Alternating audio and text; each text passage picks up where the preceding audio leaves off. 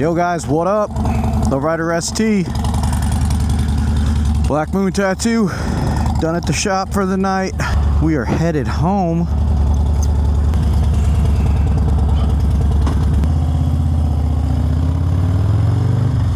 So let's talk a little bit about the Lowrider ST. Now, I'm a little biased, but I think, personally, this is the best modern Harley-Davidson they make, hands down.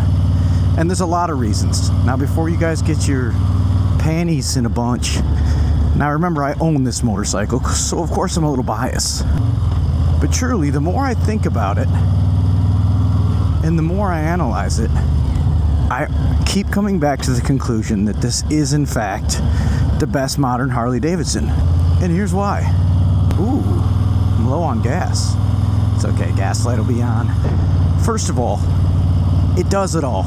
You have the 117 Milwaukee 8, an awesome motor. It's got power, it's got torque, it's got reliability. This bike is really great for anything under the sun. Madison, Wisconsin Capitol, right there. We'll take a little cruise around there. You can tour on it, of course. Now, if you're crushing endless miles year after year, yeah, you're gonna want a road glide or a street glide, for sure, of course. But for something you can tour with and tour very efficiently with, this is a great option. If you're putting crazy miles on your bike year after year, then yeah, this might not be the option for you. Whether you're doing city riding, it's small enough, it's nimble enough. Whether you're doing touring, it's comfortable. I just did an 800-mile trip in 2 days. And this bike performed exceptionally well. Homeless guy picking from the garbage.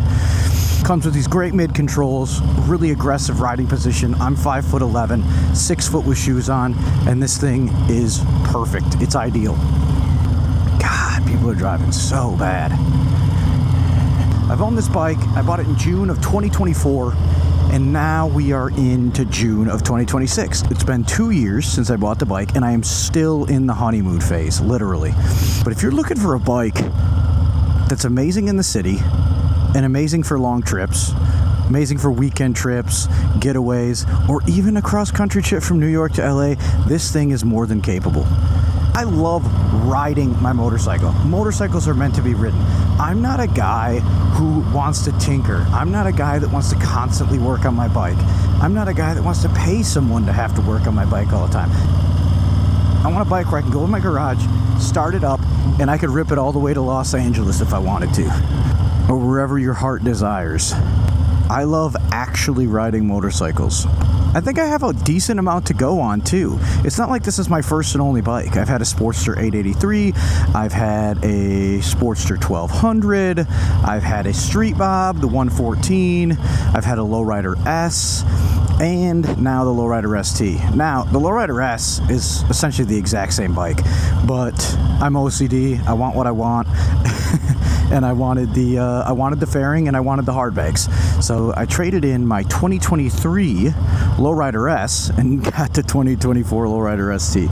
So I didn't have that bike very long at all, but I want what I want, so I did it. Look at those cranes.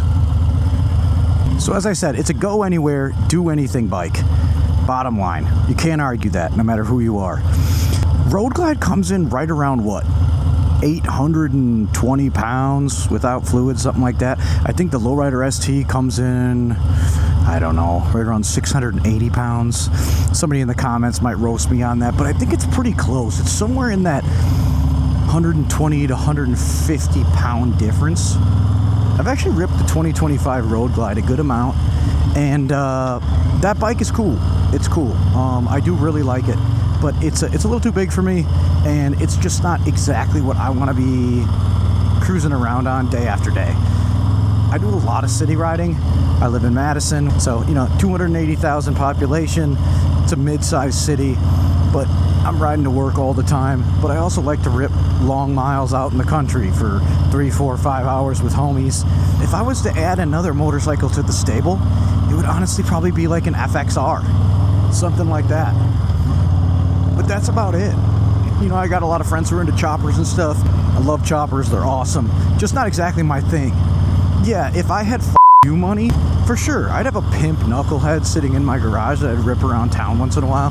But I'm someone who likes to put on a good amount of mileage on a regular basis. I want something reliable. I want something powerful. I want something that performs. And something that also just looks awesome. And you kind of got it all with this bike.